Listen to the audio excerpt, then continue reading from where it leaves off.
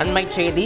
சேலம் பெரியார் பல்கலைக்கழக துணைவேந்தர் ஜெகநாதனின் பதவி காலத்தை மே 2025 மாதம் வரை நீட்டித்து ஆளுநர் ஆர்.என். ரவி உத்தரவு பிறப்பித்திருக்கிறார். கூடுதல் விவரங்களோடு இணைகிறார் எமது செய்தியாளர் சங்கரன். இது குறித்த முழு விவரம்.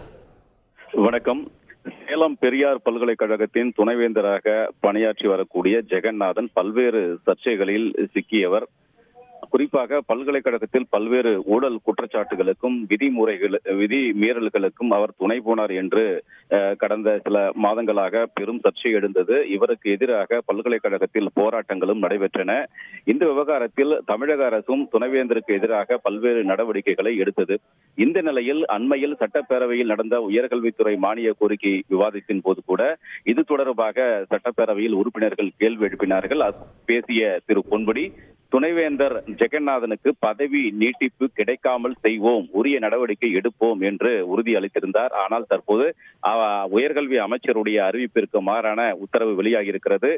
பல்கலைக்கழகங்களின் வேந்தரும் தமிழக ஆளுநருமான திரு ஆர்.என். ரவி சேலம் பெரியார் பல்கலைக்கழகத்தின் துணைவேந்தர் ஜெகநாதன் பதவி காலத்தை அடுத்த ஆண்டு 2025 மே 19 வரை பதவி நீட்டிப்பு செய்து உத்தரவு பிறப்பித்திருக்கிறார். இதற்கான உத்தரவை திரு ஜெகநாதன் இன்று ஆளுநரிடம் இருந்து பெற்றுக் கொண்டிருக்கிறார். எனவே அடுத்த ஆண்டு மே 19 வரை அவருடைய பதவி காலம் என்பது நீட்டிக்கப்பட்டிருக்கிறது.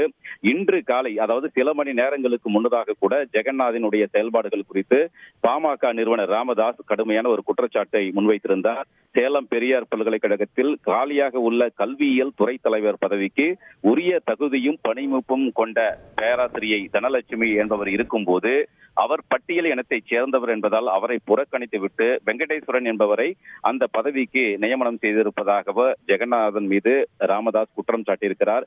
இப்படிப்பட்ட சூழலில் தொடர் சர்ச்சைகளில் சிக்கி வரக்கூடிய திரு ஜெகநாதனுக்கு பதவி நீட்டிப்பு வழங்கி ஆளுநர் உத்தரவிட்டிருக்கிறார் என்பது குறிப்பிடத்தக்கது. தகவல்களுக்கு நன்றி சங்கரன். செய்திகளை உடனுக்குடன் தெரிந்து கொள்ள உடனே சப்ஸ்கிரைப் பண்ணுங்க.